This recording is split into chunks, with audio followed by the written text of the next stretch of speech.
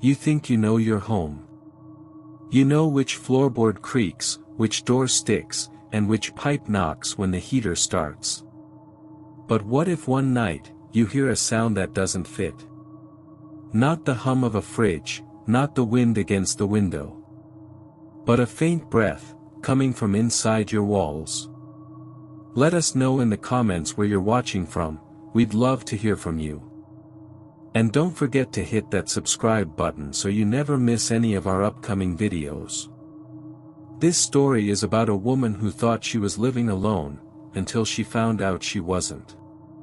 Her name was Claire. 46 years old.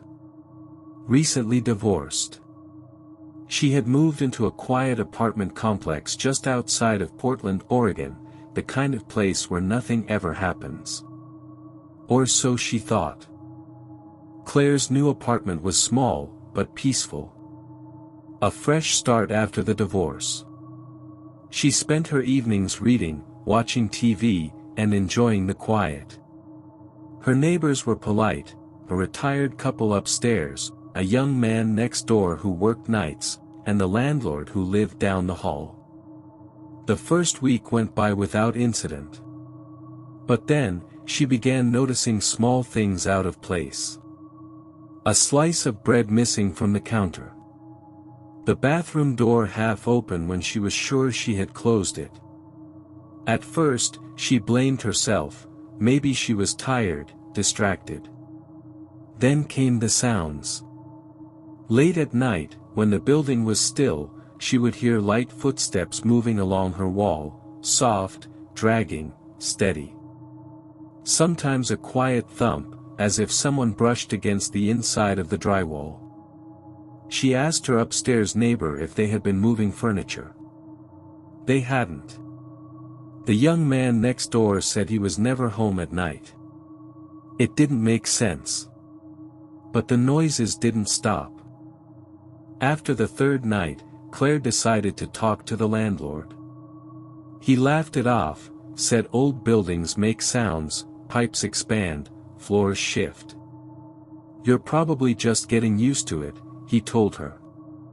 But the sounds weren't random anymore.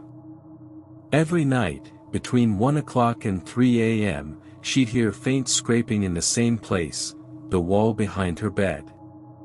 One night, she moved her head closer, pressed her ear against the plaster. She could hear slow, careful breathing. That's when she started documenting everything, her phone's voice recorder, timestamps, even short videos when she thought she saw shadows move along the vent. Her friends told her to relax. It's probably just a rat, one said. You're spending too much time alone, another joked. But Claire knew what she heard. The breathing was real. The food was still disappearing. Then one morning, she found a small note slipped under her door. No name. Just 2 words written in shaky handwriting. I'm cold. That's when fear turned into panic. She took the note to the landlord, who brushed it off again, said kids sometimes played pranks. But this wasn't a prank. That night, the noises grew louder. A dragging sound. Then a whisper. She couldn't make out the words, but she knew, someone was on the other side of that wall. Tell me, what would you do if your neighbors didn't believe you? Claire couldn't sleep anymore. Every night, the sounds grew closer, now coming from the vents, sometimes even the ceiling. So she decided to set up a small camera, pointed directly at the wall near her bed. The next morning, she watched the footage. For the first few hours, nothing. Then, around 2:30 a.m., the vent cover on the wall shifted slightly. Just a fraction of an inch, enough to see the faint reflection of an eye. Claire froze. She called the police immediately. When they arrived, she played them the clip. One of the officers frowned and said, "Let's check behind that wall." Maintenance came with tools and flashlights. They pried open the vent and broke through a section of drywall. Behind it, they found a narrow crawl space, dark, cramped, and lined with insulation. Inside were blankets, empty food containers, and a half-burned candle. And someone had been there recently. Police searched the crawl space and discovered small holes drilled through the plaster into other apartments. Whoever it was had been moving between walls for weeks, watching, listening, even taking food when tenants left their doors unlocked. Hours later, they found him hiding in a storage area behind the laundry room. A middle-aged homeless man who had managed to slip into the building months earlier. He had created a maze of pathways inside the walls, spaces no one knew existed. He said he never wanted to hurt anyone. He just wanted to stay warm. Claire moved out 2 days later. The landlord sealed off the crawl spaces, but she couldn't shake the feeling of being watched. For months afterward, she couldn't sleep without checking every vent, every wall, every corner of her new place. Police later confirmed that the man had been living inside several apartments over the last year, moving from one unit to another through the walls. He had kept journals, describing the lives of the tenants he'd lived beside. What they ate. When they slept. What they said on the phone. In his mind, he wasn't trespassing. He believed he was part of their lives, a silent neighbor, unseen but always present. The case never made national news. But for the people who lived in that building, the sounds never really stopped. Every now and then, someone still reports faint scratching through the walls as if the house itself remembers. Sometimes, the person you hear behind the wall, hears you too. But not every neighbor hides in the walls. Some smile at you in the hallway. Some wave from across the street. And some never stop watching.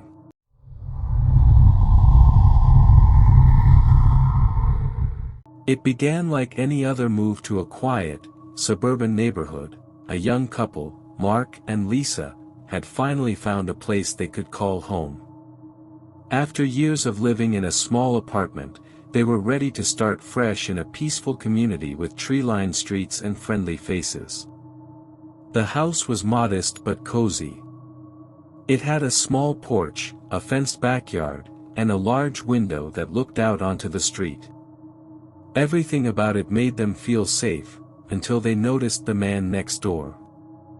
From the first week, Lisa couldn't help but notice that his lights were always on. Morning, afternoon, midnight, that single upstairs window glowed constantly. The man who lived there seemed to be always awake. Sometimes he stood by the window, hands in his pockets, staring blankly at the road. Sometimes he sat near the window with no movement at all, just a dim silhouette. Mark brushed it off at first, saying the man was probably retired or dealing with insomnia. But even during the early hours of the morning, 2, sometimes 3 o'clock, that same light burned like a watchtower. Weeks passed. The couple adjusted to their new surroundings, but the neighbor's strange habits became harder to ignore. Lisa would water her plants in the morning and notice him already standing at the window. When she returned home from work late at night, she'd see him again, the same still figure, the same faint light glowing behind him. It didn't matter what day or hour it was, he was always there. Never blinking. Never waving. Just watching. At first, they thought he might be lonely. Lisa even tried waving once. But there was no response. He didn't move, didn't smile. Just stood there, as if frozen in place. Something about that unbroken stare began to make her uneasy. She started closing the blinds more often, especially at night. Mark teased her about it, calling her paranoid. But even he started noticing that whenever he walked outside, to take the trash out, to grab the mail, or to wash his car, the man seemed to appear in the window within seconds, like he had been waiting for them. Then, one morning, Mark found something strange. Folded under their doormat was a note. It had no name, no return address, just 3 words written in neat handwriting. "I can see you." Mark thought it was a prank at first, maybe a kid from the neighborhood. But when he showed Lisa, she went pale. She hadn't told him yet, but 2 nights earlier, while feeding their baby, she heard a faint whisper come through the baby monitor. It was a man's voice, low, steady, and close enough to make her freeze. She said it sounded like someone saying her name. They replaced the baby monitor the next day, assuming it was interference or a glitch. But the following night, it happened again. Only this time, the voice said something different. It said, "I'm watching." Lisa ran to Mark in panic. They searched the house, every room, every closet, nothing. The doors were locked, the windows closed. Everything seemed normal. But as Mark looked out the bedroom window, there he was, the man across the street, standing by his window, the same faint glow lighting his face. They called the police that night, but the officer who showed up said there wasn't much they could do. The man wasn't breaking any laws by standing in his own home. "Maybe he just likes to stay up late," the officer said before leaving. Mark didn't argue, but he felt uneasy. The man's behavior wasn't normal. People sleep, people rest, but this man never did. Over the next week, the strange events grew worse. Their motion cameras started picking up movement in the backyard, faint shadows passing by the fence, the garden lights flickering. One night, the doorbell camera caught something that made Mark's stomach drop: the man from across the street, standing in their driveway at 3 in the morning, smiling directly into the camera before walking away. That was the breaking point. Mark installed new locks, motion lights, and more cameras around the house. He also began staying up late, watching through the blinds. That's when he realized the man wasn't just awake, he was watching them constantly. Whenever Mark looked out the window, the man's eyes were already on him. It felt less like coincidence and more like a routine. A few nights later, another note appeared. This one was taped to their mailbox. It read, "I like your house." The next morning, Lisa found small footprints in the damp soil near the back door. Their baby's toys had been moved from the porch to the middle of the yard. They hadn't left them there. The fear became unbearable. Lisa begged Mark to take them somewhere else, even if just for a few nights. But Mark didn't want to run. He wanted proof. He set up cameras in every corner of the house, determined to catch whoever was behind this. For 2 nights, nothing happened. But on the 3rd night, around 2:47 a.m., the power went out. Everything went dark, the lights, the cameras, even the streetlights outside. The silence was thick, broken only by the faint sound of footsteps on their front porch. Then, the front door handle began to turn. Lisa grabbed the baby and locked herself in the bedroom while Mark grabbed his phone and called 911. He could hear movement downstairs, slow, deliberate steps. The person wasn't rushing. They were taking their time. The operator told him to stay quiet, officers were already on their way. Mark waited, heart pounding, clutching a baseball bat. Then he heard it, the creak of the basement door. Whoever it was had gone downstairs. When the police finally arrived, they searched the entire house. At first, they found nothing, until one of the officers opened the basement door. There, behind a stack of old boxes, crouched the man from across the street. His face was pale, eyes wide and red, like someone who hadn't slept in years. On the floor beside him were small monitors, live feeds from hidden cameras that had been planted inside Mark and Lisa's home. He'd been watching them from the inside, recording their every move. He was arrested that night. The police later discovered he'd broken in days before and set up his equipment while the couple was away. Inside his house, they found dozens of similar monitors, each showing footage of different homes in the area. The man had been doing this for years. Neighbors came forward one by one, saying they'd seen him too, always awake, always watching, but no one ever thought it was more than strange behavior. After that night, Mark and Lisa couldn't stay there any longer. They moved to another state, trying to leave the memories behind. But for months, Lisa couldn't sleep without checking the windows. Mark unplugged every monitor in the house before bed. The fear lingered, long after the man was gone. The story made local news, but it faded quickly, like most unsettling things do. Still, some neighbors say that if you drive down that old street late at night, you can sometimes see that same upstairs light flicker on, even though the house has been empty for years. Sometimes, your neighbors don't sleep, because they're watching you.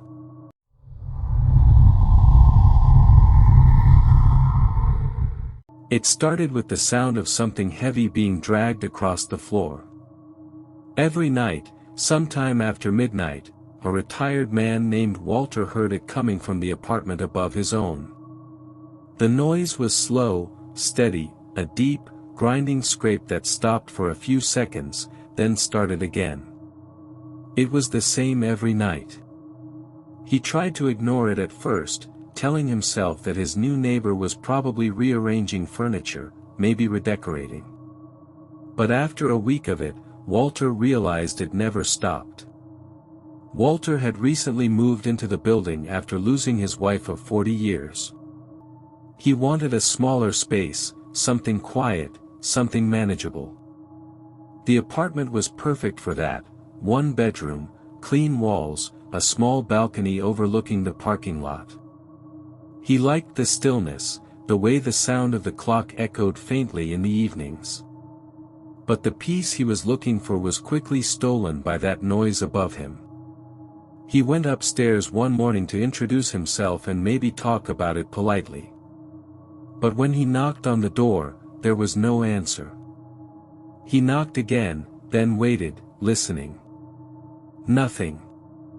No footsteps, no movement, no television, nothing at all.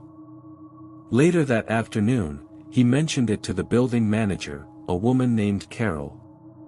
She frowned a little and said, "That can't be right. That unit's been vacant for months." Walter paused, unsure of what to say. He thought maybe she was mistaken, but she showed him the records: no tenant, no lease, no one living there. He thanked her and left, but the confusion stuck with him. That night, the dragging started again. Louder this time. He sat up in bed, staring at the ceiling, trying to tell himself he was imagining it. But it went on for hours, always stopping just as the morning light began to appear through the window. The next day, he borrowed a small recorder and placed it on his nightstand. He wanted proof. That night, the noise came again, the same dragging sound, but now it was joined by something else. A low humming, like someone softly singing to themselves. The sound didn't come from the vents or the pipes, it came from directly above him. Walter lay in bed, eyes wide open, listening until dawn. In the morning, he played the recording. The dragging was there, clear as day, followed by what sounded like footsteps. Heavy, slow, deliberate. Then came the humming. It wasn't music, more like a single, drawn-out note. He showed the recording to Carol. She looked uneasy and promised to have maintenance check the upstairs unit. But when the maintenance worker went up, He came back down after 10 minutes and said the place was empty, dusty floors, covered furniture, no signs of anyone. Walter didn't know what to think anymore. That night, he couldn't sleep. He sat in his living room, staring up at the ceiling. Around midnight, the sounds began again, the same dragging, then the thud of footsteps. But this time, he noticed something new, faint stains forming on the ceiling. At first, they were just small, dark spots, like water damage. But as the hours passed, they spread into strange shapes, outlines that almost looked like hands pressed against the ceiling, fingers reaching downward. He turned off the lights and sat in silence, heart pounding. The sounds grew louder, closer.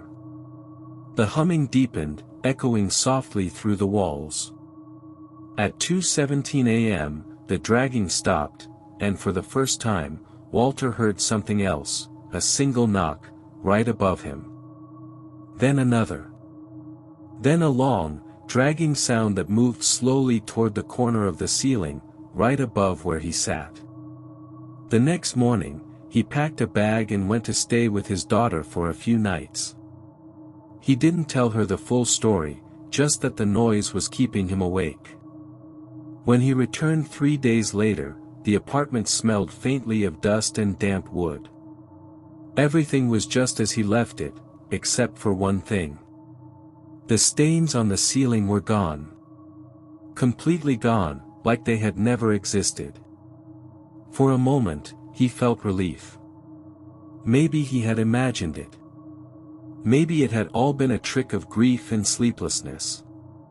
But that night, as he unpacked his things, he noticed something strange. The light fixture above his bed, the one directly under the apartment above, was slightly loose, hanging lower than before. He climbed onto a chair to tighten it, but when he touched the edge of the fixture, something dry and cold flaked off onto his hand. It looked like dust, but when he wiped it away, he saw something darker underneath, faint smears that looked like dried fingerprints. That was when he decided to go upstairs himself. He didn't tell anyone this time. Around 11:30 p.m., he grabbed a flashlight and climbed the stairs quietly. The hallway was empty, the air colder than usual. When he reached the door of the vacant unit, he expected it to be locked, but when he turned the handle, it opened easily. The door creaked, and a wave of stale air drifted out. Inside, the apartment was dim, with dust covering every surface.